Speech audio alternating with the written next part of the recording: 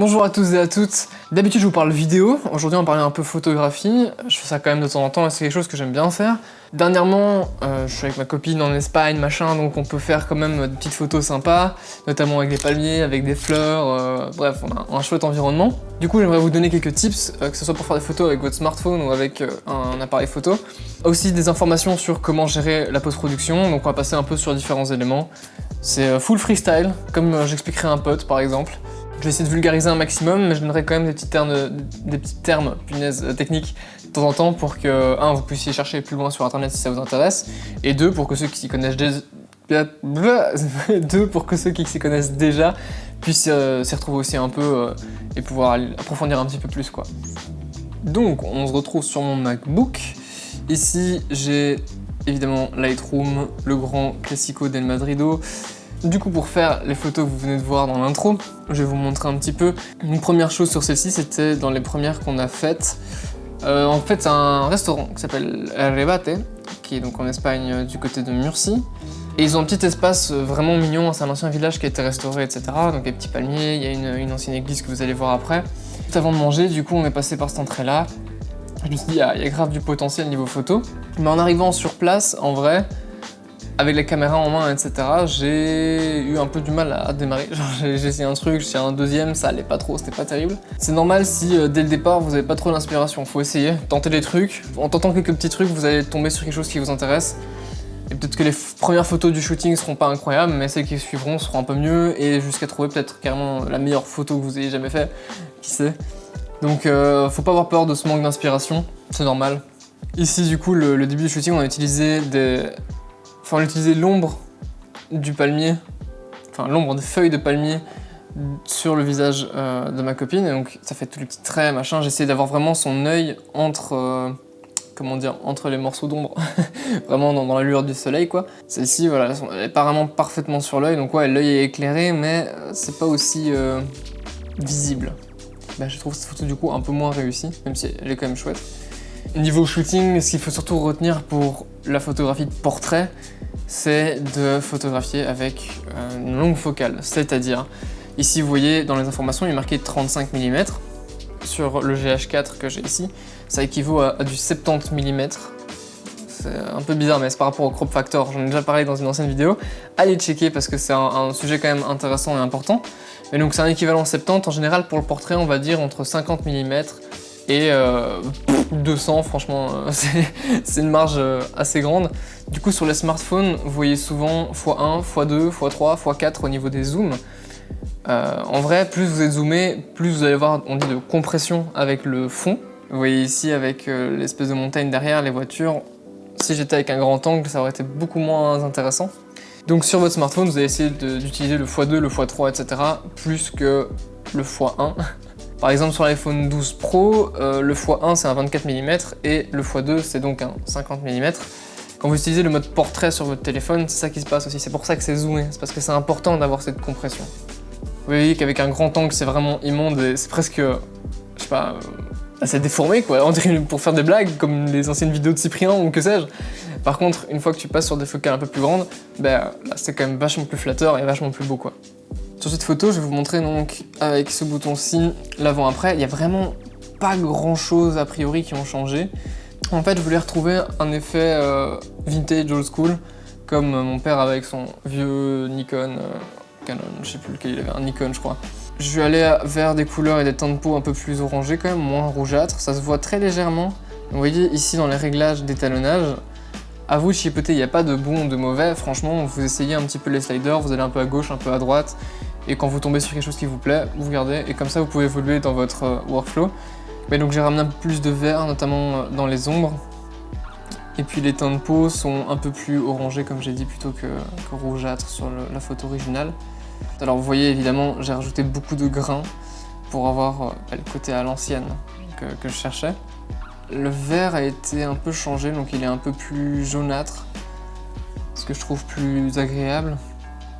Si on passe un peu sur les réglages, on voit que l'exposition, je l'ai baissé un tout petit peu. J'ai monté le contraste, les hautes lumières pour cramer un peu plus le fond et donner ce côté plage dynamique un peu moins grande, un peu plus old school. Et j'ai monté pas mal la vibrance, ce qui fait que, par exemple, ici vous voyez que la voiture est beaucoup plus bleue. Ici, j'ai pas du tout utilisé le TSL, ce qui est rare, d'habitude je joue un petit peu avec. Et niveau correction de l'objectif, il n'y avait pas trop d'aberrations, donc j'y ai pas touché non plus. Donc voilà, pour celle-là, c'était à peu près tout. Moi, je suis limité à 70 mm hein, avec le Sigma que j'ai ici. J'ai pas des focales plus longues, même si j'aurais bien aimé. Donc en croppant un petit peu dedans, voilà plus ou moins ce que j'aurais préféré avoir comme cadrage, quelque chose de plus serré, plus intime. Donc oui, il y en a différentes que j'ai pas retouchées du coup parce qu'elles me convenaient pas. Par exemple celle-ci, il y avait trop de lumière sur la lèvre et l'œil était pas dans... Enfin ça à la rigueur, la lumière sur la lèvre à la rigueur c'est pas tellement un problème. Mais par contre l'œil était pas dans la lumière et ça, bon je peux passer 4000 ans sur Photoshop mais c'est pas mon but quoi. Tiens, si vous aimez ce genre de vidéos là où je parle de photos, vidéos, machin, n'hésitez pas à lâcher un commentaire, à me le dire parce que en vrai je tente mais je sais pas du tout si ça vous intéresse. Et puis surtout n'hésitez pas à vous abonner si ça vous intéresse vraiment.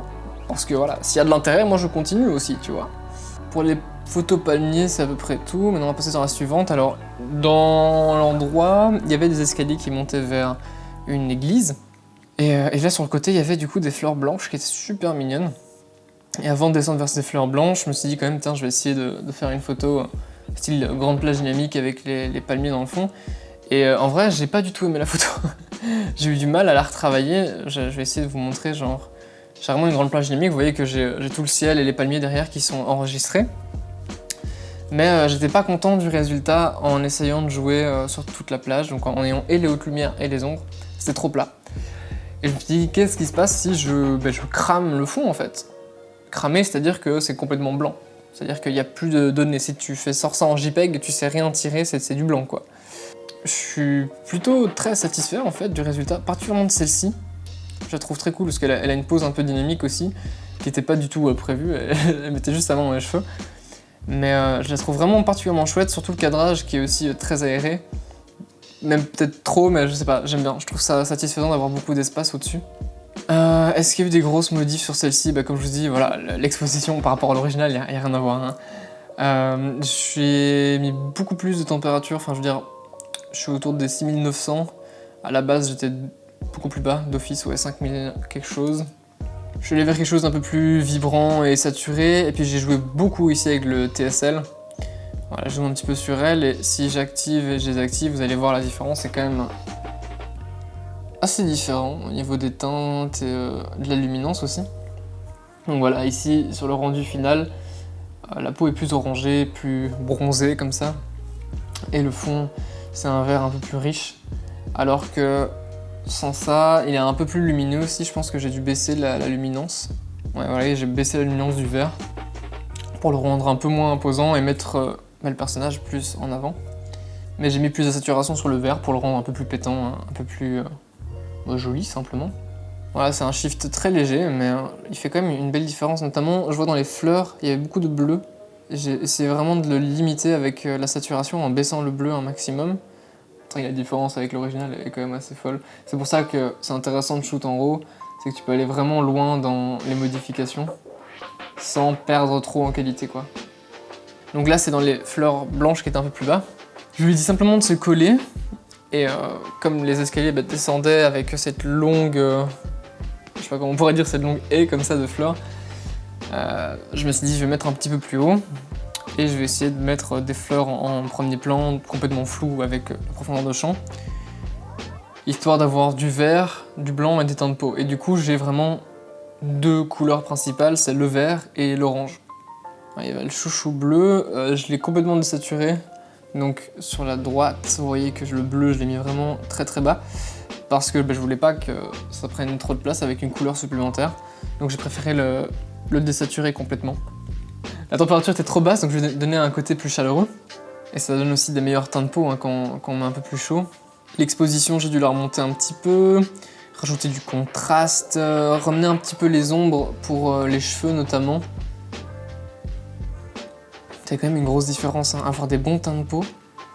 Je vous laisse juger par vous-même, mais c'est quand même vachement important. Et ici, il me semble que le focus n'était pas parfait. Il faut savoir qu'avec le GH4 et les objectifs Canon, on peut pas se fier à l'autofocus, donc je fais tout en manuel. Ça implique que des fois, c'est pas parfaitement au point, mais suffisant. Donc, je trouve que ici, par exemple, c'est largement suffisant. Même si c'est pas parfait, on a quand même un beau résultat, quoi. faut aussi que j'ai monté la vibrance. Et puis au niveau du TSL, on va mettre avec et sans comme avant. Vous voyez que ça change quand même bien les teints de peau. Et aussi de nouveau dans les plantes plus tirées vers le bleu, les teints de peau plus vers le rose. Panasonic a tendance à faire ça avec les teints de peau tirés un peu vers le rose. Ou alors complètement orange, c'est l'un ou l'autre. Il sait pas vraiment trouver un entre-deux, donc faut se démerder en post-prod pour avoir quelque chose de plus satisfaisant. Évidemment, si vous aimez pas ce genre d'édit, c'est à vous d'essayer sur le logiciel et de faire des trucs qui vous plaisent plus. C'est de l'art en fait, vous faites un peu comme vous voulez. Le seul vraiment gros conseil et grosse mise en garde surtout, c'est jamais pousser trop loin. Par exemple, la clarté, c'est un truc qui est beaucoup utilisé, qui a été beaucoup utilisé, maintenant un peu moins. Mais voilà, sur les sujets, tu veux pas utiliser la clarté parce que ça salit la peau. Au même titre que tu veux pas utiliser la texture parce que les mêmes raisons, ça fait ressortir tous les pores, etc. Et t'as pas envie d'analyser les pores d'un visage. T'as envie de voir un visage comme tu le verrais normalement, c'est-à-dire relativement lisse. Et donc voilà, dans la partie étalonnage, ça ressemble à ça. Celle-là, je suis vraiment contente, cette série-là. Donc par exemple, celle-ci aussi. Je trouve vraiment sympa, vraiment super belle. Vous voyez, j'en ai plein d'autres ici, tac, qui sont pas parfaites, mais on s'en fout. Tu prends plein de photos. Moi, j'ai l'habitude souvent, même quand je travaille avec des modèles, de faire plusieurs photos d'affilée. Parce que des fois, les expressions changent un petit peu. Il y a des micro-expressions, surtout quand c'est des personnes qui n'ont pas l'habitude d'être devant la caméra. Ça change très vite d'expression. Et donc, prendre plusieurs photos comme ça rapidement, ou même en rafale si vous voulez. Ça vous permet d'avoir différentes expressions, même si elles sont à peu près toutes semblables, et d'avoir vraiment le choix et de garder la meilleure, quoi. Et enfin, on a la dernière série, qui est celle-ci, avec l'église en fond. Mais dans l'idée, je voulais avoir vraiment le background avec l'église, parce qu'elle est juste absolument magnifique, avec tous les palmiers, etc. L'environnement est vraiment super joli là-bas. Et je me suis dit, tiens, est-ce qu'on n'essaierait pas un truc dans les escaliers? Il fallait penser à une pose. À la base, elle avait sa jambe droite devant sa jambe gauche, et ça cache une jambe par l'autre, c'est pas très joli. Donc au photographe, à vous de gérer ça. Au détail, il avait une piqûre de moustique sur le bras que vous voyez ici, qui était un peu rouge, et avec l'édit, ça se voyait assez fort. Donc vous avez l'outil qui est ici, qui vous permet de copier une autre zone de l'image pour juste dégager le défaut. Alors vous préférez toujours être sous-exposé que surexposé. C'est-à-dire que quand vous sous-exposez, il y a plus facilement moyen de rattraper les ombres, et donc les données dans les ombres, que si vous surexposez. Quand vous surexposez, souvent les blancs ils sont pétés et vous pouvez rien rattraper. Par exemple ici le ciel il est blanc et je pourrais jamais rattraper le bleu. Par contre les cheveux, je vais vous faire un bête exemple, mais si je monte l'exposition, on peut très bien rattraper les détails dans les cheveux. Bon, il y aura un peu de bruit, on est d'accord. Mais c'est mieux d'être sous-exposé, un petit peu sous-exposé plutôt que surexposé. Pas trop jouer sur la saturation, niveau plante, etc. Je trouvais que c'était déjà assez vert. J'ai juste baissé leur luminance pour qu'ils prennent un peu moins de place. Et voilà, niveau étalonnage, c'est simple aussi comme d'habitude. Faut jamais trop pousser là-dedans parce que ça peut vite devenir un peu funky.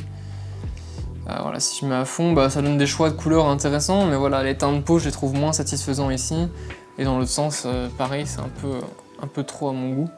J'aime bien des petites variations très légères, mais qui soient juste suffisantes pour donner des choix de teint de peau ou donner une couleur particulière qui m'intéresse. Peut-être encore un dernier détail, ce serait au niveau des réglages. Essayez d'avoir les ISO le plus bas possible, évidemment. Niveau focal, je vous ai déjà dit, entre 50 et 200, c'est le top. 50, c'est plus même pour tout le corps ou le buste. Si vous voulez aller plus serré sur le visage, 50, c'est un peu trop grand angle. Vaut mieux passer sur du 70, 80, voire plus. L'ouverture, sur les smartphones, vous n'avez pas trop le choix. Mais plus c'est ouvert, plus vous allez avoir de flou d'arrière-plan, mais plus ça va être dur de faire le focus. Donc si vous êtes en manuel, faut doser. Et puis même, trop de flou d'arrière-plan, si on peut plus voir le décor, ça sert un peu à rien. Si vous faites des photos avec ces conseils-là, taguez-moi. Ça m'intéresserait de voir un petit peu sur Instagram ce que vous sortez avec ces conseils. Je sais que sur les téléphones, il y a moyen souvent de faire des photos en manuel, sur l'iPhone pas, parce qu'ils sont chiants. Donc il faut passer sur des applications tierces. Mais sinon, ouais, hâte de voir ce que vous pouvez sortir un peu. Sur ce, n'oubliez pas de vous abonner et je vous dis à la prochaine. Qu'est-ce que c'est, ciao. Look, I'm about my pledge, bitch, I'm decked up on blue bills. And I won't stop until the cash pit look like fall leaves in the backfield. Tell her out of my face if she coming with that bullshit. Quick to say my piece, I'm so after school special. She brainy but them jeans looking like paint. I gotta bless her. Niggas talk a whole lot, knowing damn well they really can't press.